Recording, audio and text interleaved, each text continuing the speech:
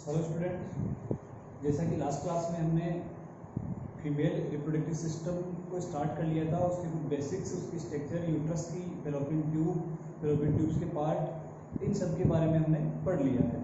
अब हम बात करेंगे कि ओवरी के अंदर जो ओवम बनता है, उस ओवम बनने की स्टार्टिंग कहाँ से होती है और किस प्रकार से ग्रेफिन फॉलिकल का फॉर्मेशन होता है। बहुत ही इम्पोर्टेंट पॉइंट है। और ग्रेफिन फॉलिकल से ओवम किस प्रकार से रिलीज होगा, यानी कि जब हम आगे पढ़ेंगे ओव्यूलेशन, तो ओव्यूलेशन के अंदर हमें पता लगेगा कि जब ओव्यूलेशन होता है तो ओवम जब रिलीज होता है तो पीछे क्या रह जाती है, ग्रेफिन फॉलिकल रह जाती है। तो हम यहाँ पढ़ेंगे कि ग्रेफिन फॉलिकल का फॉर्मेशन कैसे होता है, ये समझ में आना बहुत ही जरूरी है। तो अपन स्टार्ट कर लेते हैं। Formation of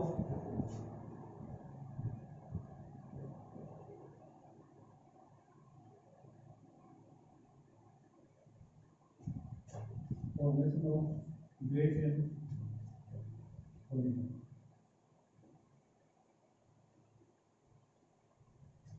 formation of Graafian follicle, ठीक है।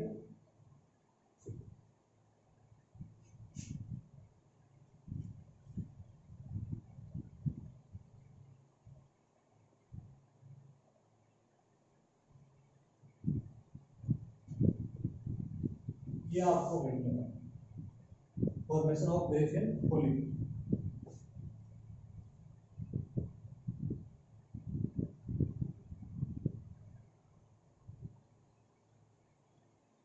देखो बच्चों, फॉर्मेशन ऑफ ग्रेफिन फॉलिकल हम पढ़ेंगे तो मैंने आपको सबसे पहले ये कहा था कि ओवम जो होता है उसकी स्टार्टिंग कहाँ से होती है, ठीक है।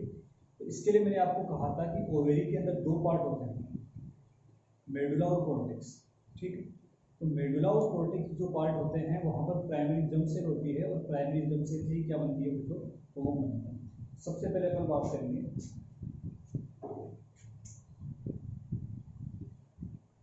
ओवेरी की कॉर्टेक्स का, और ये कब की बात चल रही है, ओवम फॉर्मेशन का जो स्टार्टिंग होती है वो जन्म से पहले हो जाती है। तो अपन यहाँ बात करेंगे बिफोर बर्थ, जन्म से पहले, ठीक है।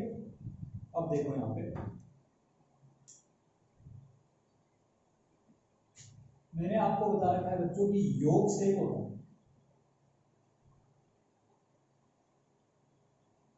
क्या होता है, योग से होता है।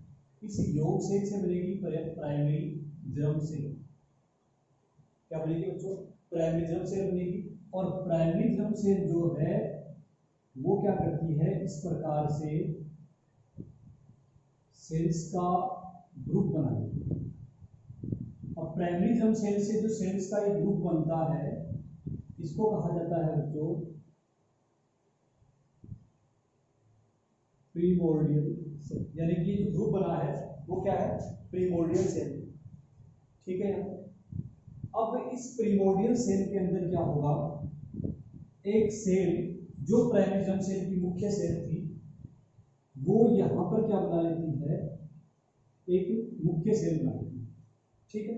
उसके बाद में इसके बाहर सेल्स का जो सेल्स का आवरण कह सकते हैं या लेयर कह सकते हैं वो इसके चारों ओर हो जाएगा।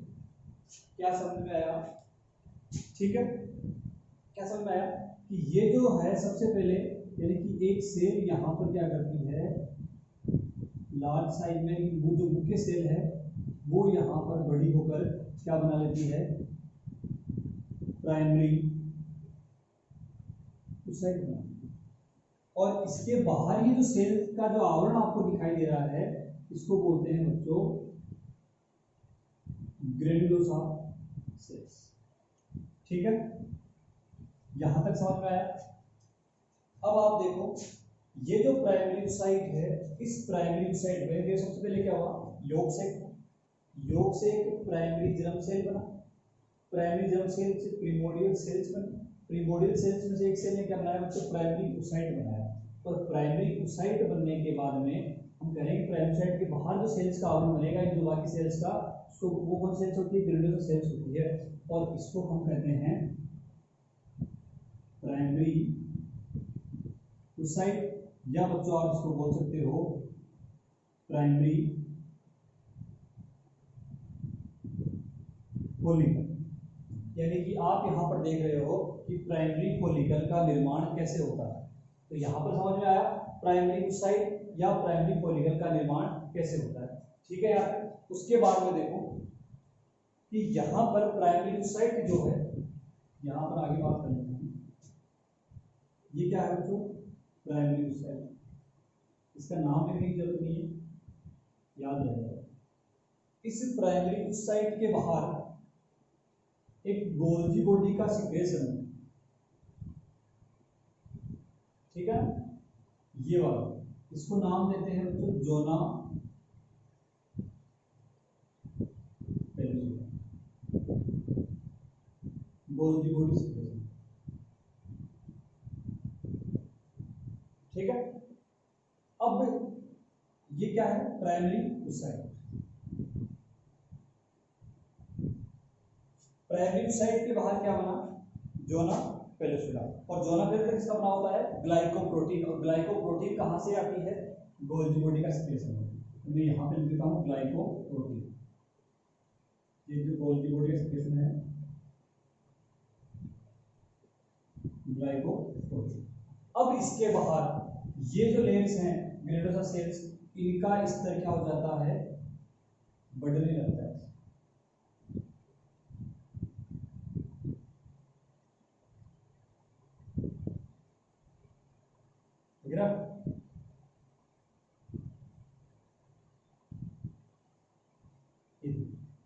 प्राइमरी oocyte के बाहर क्या है, जोना पेलुसिडा। जोना पेलुसिडा के बाहर अभी जो आपने ग्रेनुलोसा सेल्स पढ़ा था, उन सेल्स का ये जो आवरण है, ये क्या हो जाता है बच्चों, बढ़ने लगता है, यानी कि एक layer, double layer, triple layer में होने लग जाता है। और ये जो कंप्लीट जो लेयर्स बन रही हैं, इस प्रकार से बनती हैं, इन लेयर्स को कहा जाता है मेम्ब्रेना ग्रेनुलोसा। ग्रेनुलोसा सेल्स जब सिंगल लेयर में थी तो हमने क्या कहा, ग्रेनुलोसा सेल्स कहा। ग्रेनुलोसा सेल्स ने क्या की, यहाँ पे पत्ते बना ली, तो इसको हम कहेंगे मेम्ब्रेना ग्रेनुलोसा, मेम्ब्रेन बना दी इसके साथ। ठीक है यार, ये जो कंप्लीट बन के आ रही है यहाँ पर, इसको नाम दिया जाता है बच्चों थीका। क्या कहा जाता है, थीका कहा जाता है। और ये बच्चों ये कहलाता है सेकेंडरी फोलिकल। यहां तक की बात हुई, सेकेंडरी फोलिकल कैसे बनता है ये हमने पढ़ लिया है। तो यहां आपको एक चीज समझ में आनी चाहिए कि सेकेंडरी फोलिकल जो है वो कब बन जाता है, जन्म से पहले ही बन जाता है। ठीक है, कहाँ बन रहा है, कोर्टेक्स में। कोर्टेक्स में जन्म से पहले क्या बन जाता है, सेकेंडरी फोलिकल बन जाता है। यहाँ तक क्लियर है, एक बार आप इसको नोट कर लो। उसके बाद अपन आगे बात करेंगे सेकेंडरी फोलिकल से टर्सरी फोलिकल और सेकेंडरी oocyte का निर्माण कैसे होता है, इसका इसमें छोड़ लेते हैं।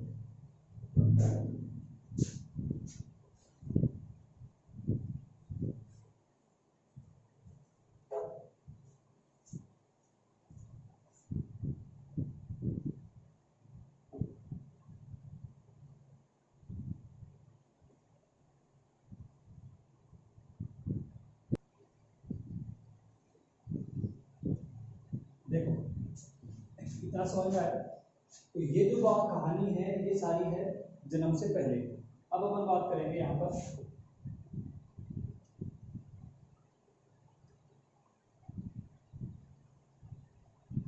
After puberty. ठीक है, देखो जन्म के बाद में क्या होता है बच्चों, प्यूबर्टी आती है। ठीक है, यानी कि मेंस्ट्रुअल साइकिल जिसको हम कहते हैं मेनार, जब वो स्टार्ट होता है उससे पहले की कहानी है कि puberty start, menstrual cycle start होने की अवस्था होती है, उस समय सेकेंडरी फोलिकल में क्या होगा कि ये हमने पढ़ रखा है बच्चों यहाँ पर प्राइमरी oocyte, और प्राइमरी oocyte के बाहर ये पढ़ा हमने जोना पेलुसिडा। जोना पेलुसिडा के बाहर एक जीवित सेल्स की लेयर होती है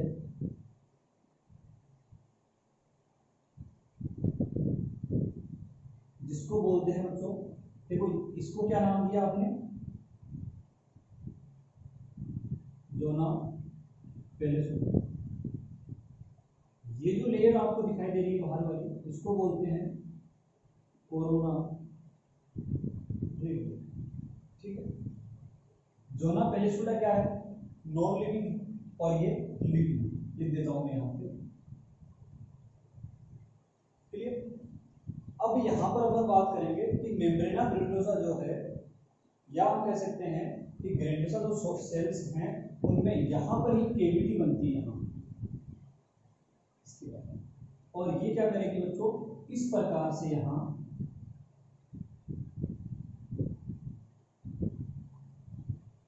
ये बीच में यहाँ क्या बन जाएगी, केविटी, और ये पूरा इसको क्या करके रखेगा बच्चों, कवर करके रखेगा।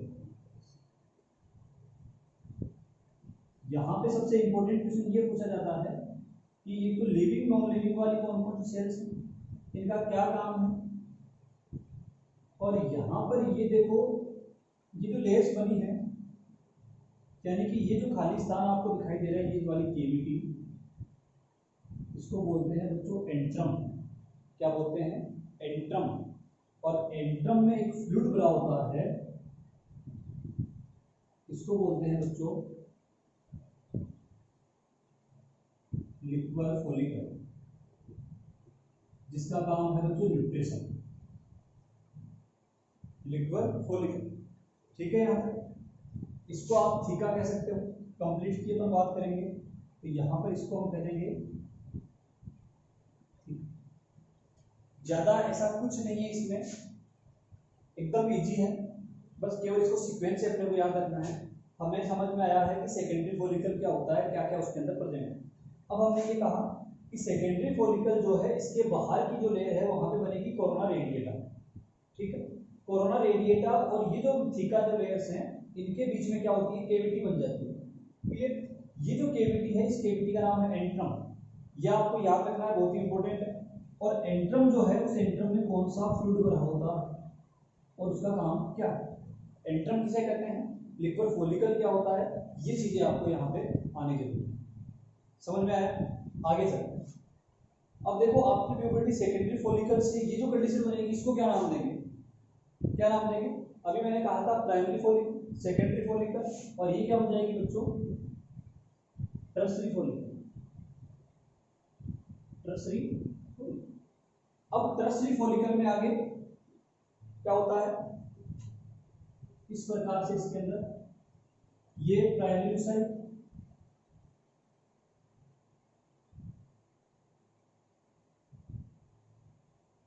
प्राइमरी साइड के बाहर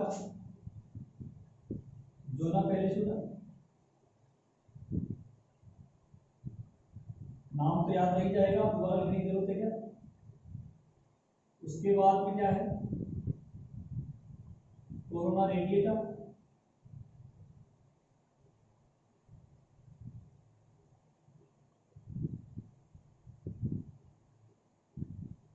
ठीक है, प्राइमरी साइड, जोना पेलेसुडा और कोरोना रेडिएटा।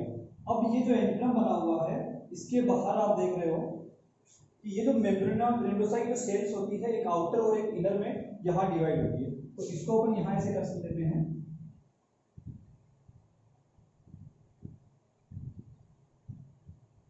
ये जो केविटी है,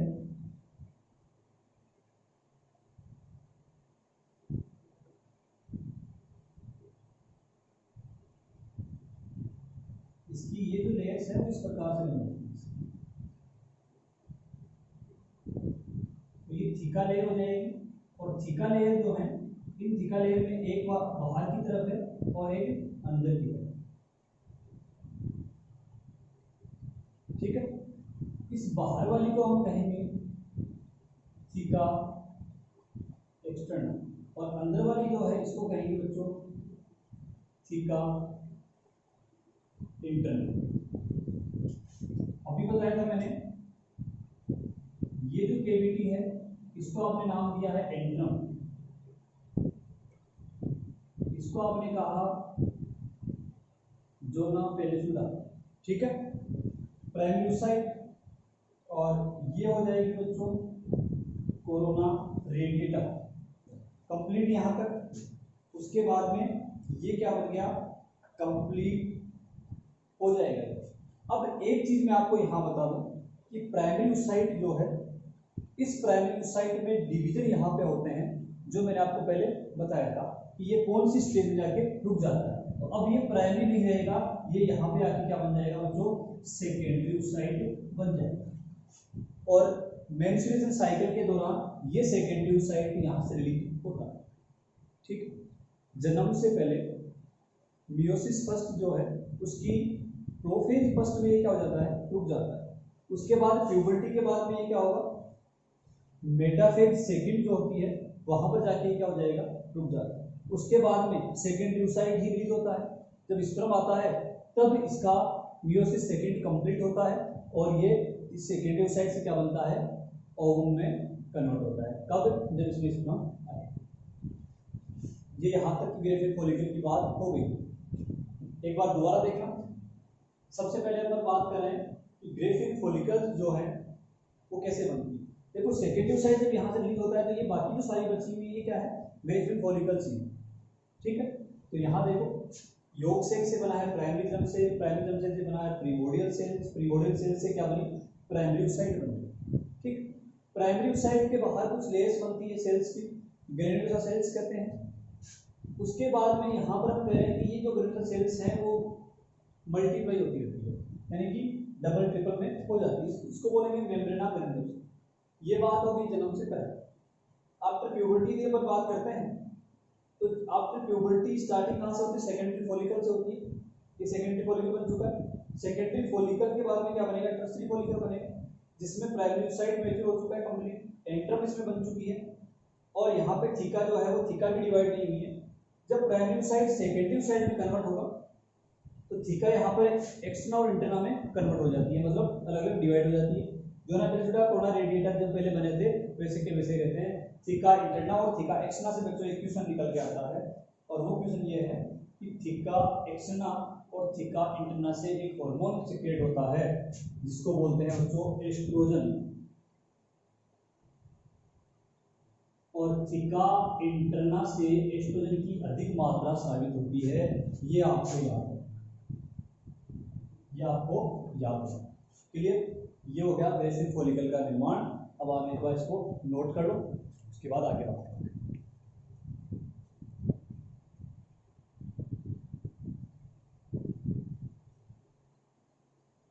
फटाफट स्क्रीनशॉट ले लो इसका।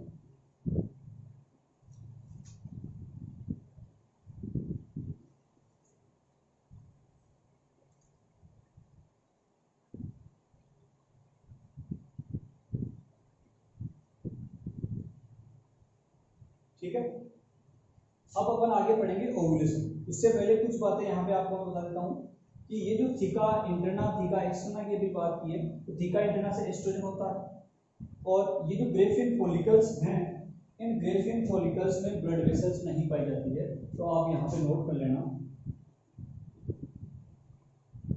Graafian follicle blood vessels, Graafian follicle में ब्लड वेसल्स नहीं। और थीका इंटरना से क्या होता है बच्चों, एस्ट्रोजन सिक्रेट होता है।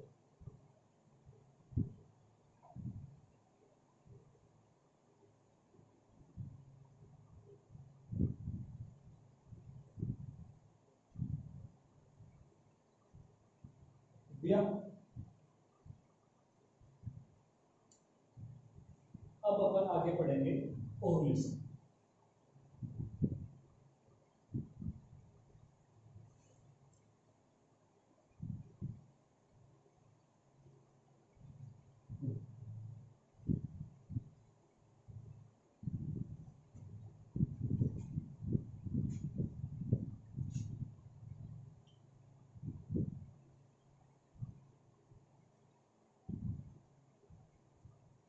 ओवुलेशन किसे कहते हैं, यहां पर देखो सेकेंडरी oocyte बन गया।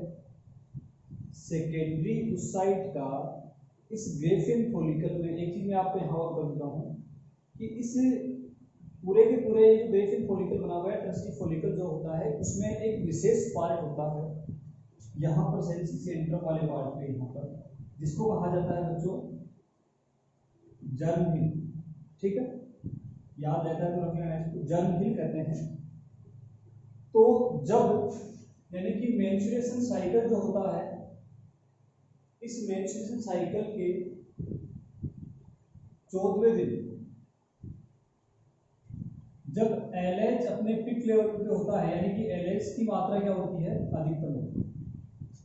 ठीक है, तो इस समय क्या करता है secondary site, Graafian follicles, secondary site क्या होता है,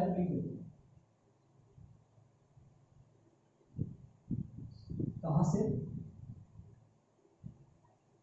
ग्रेफियन टू ग्रेफियन फॉलिकल।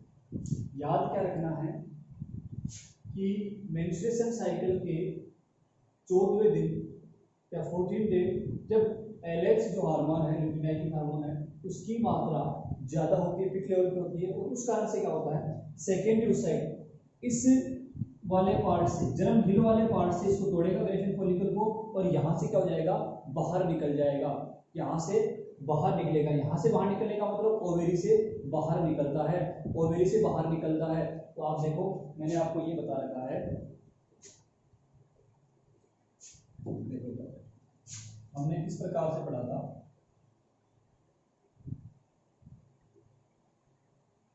ठीक है, ये फेलोपियन ट्यूब, यहाँ पे ओवेरी, तो यहां से हम करेंगे ये जो सेकेंडरी साइट है, ये सेकेंडरी साइट 14वें दिन यहां से रिलीज होता है और कहाँ आ जाता है, फेलोपियन ट्यूब में। तो हम यहाँ करेंगे कि जो सेकेंडरी साइट है, और इसका मतलब क्या हो जाएगा, सेकेंडरी साइट कहाँ जाता है, फेलोपियन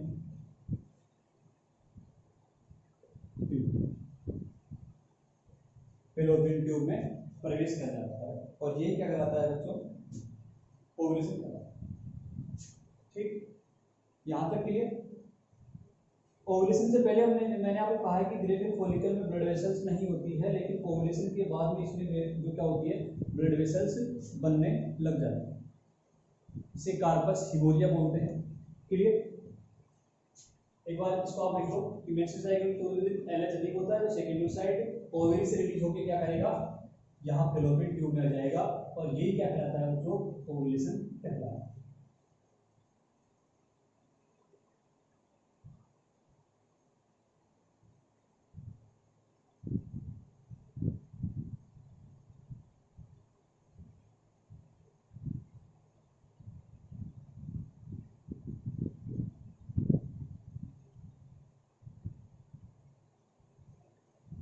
लिख दिया,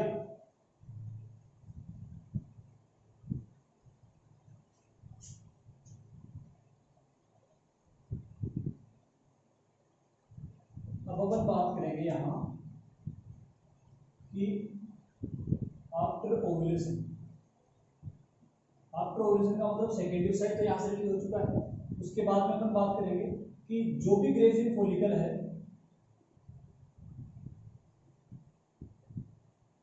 जो बची है हमारे पास में, शेष बची हुई शेष ग्रेफियन फॉलिकल जो है, उनमें अपन कहेंगे कि जो ब्लड वेसल्स है वो क्या हो जाती है बच्चों, डेवलप हो जाती है। क्या कहा मैंने, ओवुलेशन हो गया, ओवुलेशन होने के बाद में जो ग्रेफियन फॉलिकल बचेगी, वो ग्रेफियन फॉलिकल उनमें ब्लड वेसल्स डेवलप हो जाती है, और इसको बोलते हैं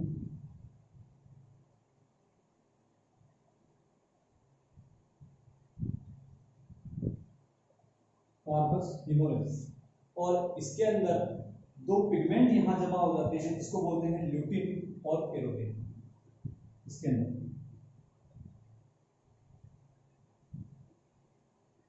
ल्यूटिन एंड केरोटिन, ल्यूटिन और केरोटिन पिगमेंट जो हैं वो इसमें क्या हो जाएंगे, जमा हो जाएंगे। सीधा सा मैं यहां लिख देता हूं, शुरू हो जाएंगे।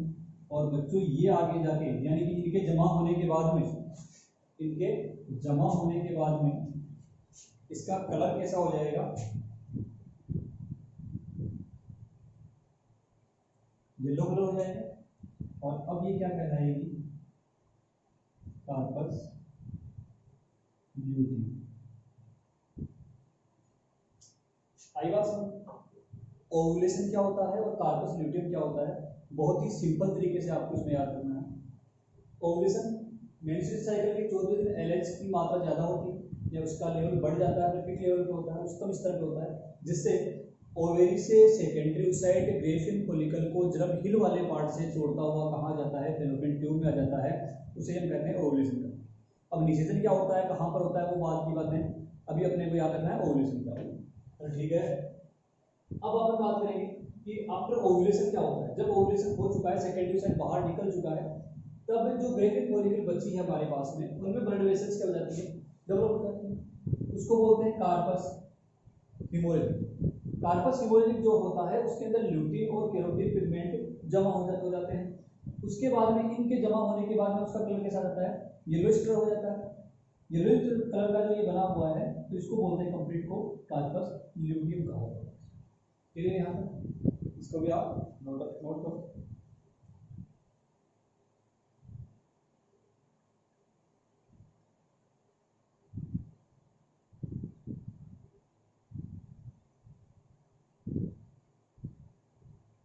नोट करो इसको फटाफट। उसके बाद में दो बातें और मैं आपको यहाँ बता देता हूँ, उसके बाद आज का अपना पॉइंट है वो खत्म करते हैं। एक बच्चों ये जो एलएच हार्मोन जो है वो कार्पस ल्यूटियम के निर्माण और इसके मेंटेनेंस में हेल्प करता है, याद रखना इस बात।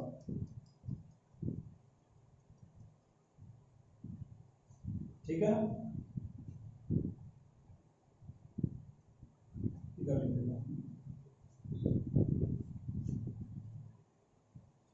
ये कंप्लीट हो गया। एलएच जो हार्मोन है, ये एलएच क्या करता है, कार्पस ल्यूटियम का जो फॉर्मेशन होता है, इसका निर्माण और इसका मेंटेनेंस, इसके निर्माण, फॉर्मेशन और मेंटेनेंस में हेल्प करता है। कौन, एलएच होता है। यहां तक की बात समझ में आई। एक जो कार्पस ल्यूटियम है, इस कार्पस ल्यूटियम से एक हार्मोन रिलीज होता है, इसका नाम है प्रोजेस्टेरोन। यहां तक बात समझ में आई। क्या कहा मैंने, कार्पस ल्यूटियम कैसे बनता है इसकी बात हो गई। कार्पस ल्यूटियम के बनने में उसके मेंटेनेंस की देखभाल कौन करता है, या इसका मेंटेनेंस कौन करता है, तो एलएच करता है। बोलो, एलएच करता है। एलएच कार्पस ल्यूटियम के निर्माण, फॉर्मेशन और मेंटेनेंस में हेल्प करता है। कार्पस ल्यूटियम से प्रोजेस्टेरोन हार्मोन सीक्रेट होता है। ये अपनी बातें यहाँ पे कर लेंगे। इसके बाद में दो पॉइंट अपने को यहाँ जो याद रखने हैं, हार्मोन से रिलेटेड पॉइंट।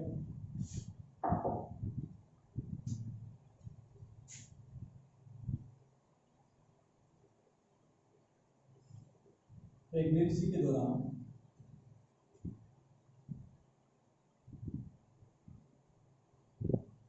प्रोजेस्टेरोन हार्मोन की मात्रा क्या होती है, ये बात आपको याद है।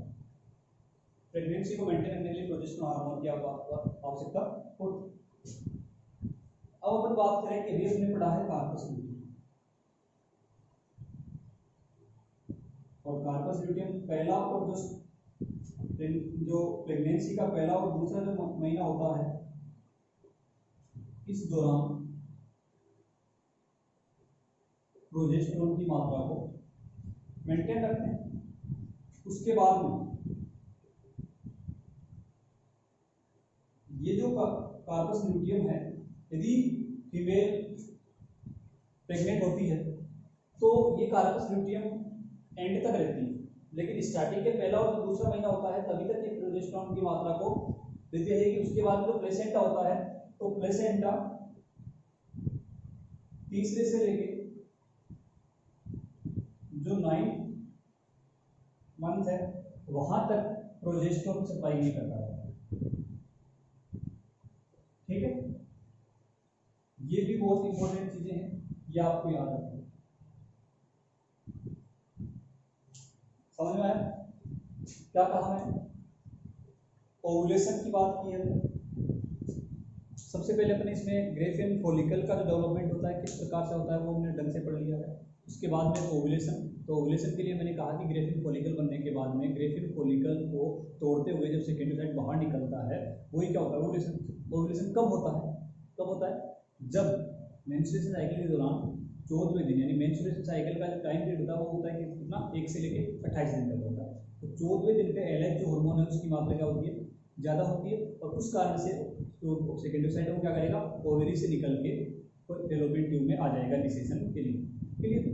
अब यहाँ पर हमने बात की, ये तो हो गया ओवुलेशन। ओवुलेशन के बाद में जो ग्रेफिन फॉलिकल बचेगी उसका क्या होगा? उसमें ब्लड वेसल्स डेवलप हो जाएगी, ल्यूटीन और केरोटीन जो पिगमेंट्स हैं वो उसमें स्टोर हो जाएंगे, जिससे येलो कलर हो जाएगा और इसको बोलते हैं कार्पस ल्यूटियम, और कार्पस ल्यूटियम से सीक्रेट होता है प्रोजेस्टेरोन। उसके बाद में यदि प्रोजेस्टेरोन हार्मोन की बात करते हैं तो प्रेगनेंसी को बनाए रखने के लिए प्रोजेस्टेरोन हार्मोन की बहुत ही महत्वपूर्ण इसमें भूमिका होती है। तो अब मैं कह रहा हूँ कि प्रोजेस्टेरोन जो है वो प्रेगनेंसी के दौरान पाया जाता है, लेकिन प्रेगनेंसी के दौरान जो सबसे पहला और दूसरा महीना होता है उस समय प्रोजेस्टेरोन की मात्रा को कौन मेंटेन रखता है? तो आपका आंसर जाएगा बच्चों कार्पस ल्यूटियम, पहला और दूसरा। उसके बाद में जो बाद की प्रेगनेंसी है या जो प्रेगनेंसी का टाइम होता है जिसे हम कह रहे हैं तीसरे से लेके 9वें महीने तक, तो प्लेसेंटा क्या करता है? प्लेसेंटा यहाँ इस प्रोजेस्टेरोन की मात्रा को क्या करता है बच्चों? बढ़ाएगा। ठीक है, आज की क्लास अपन यही खत्म करते हैं, और इसको आप NCERT से एक बार ढंग से रिवाइज कर लेना। आगे वाला पॉइंट इसमें कि जब ओवुलेशन हो गया है तो ओवुलेशन होने के बाद 2 कंडीशन होती है, एक तो फैलोपियन ट्यूब में स्पर्म है, एक फैलोपियन ट्यूब में स्पर्म नहीं है। दोनों कंडीशन को हम अलग अलग पढ़ेंगे। स्पर्म है तो क्या होगा, स्पर्म नहीं है तो क्या होगा। यहाँ से भी क्वेश्चन आने की संभावना बहुत ज़्यादा होती है। आज के लिए में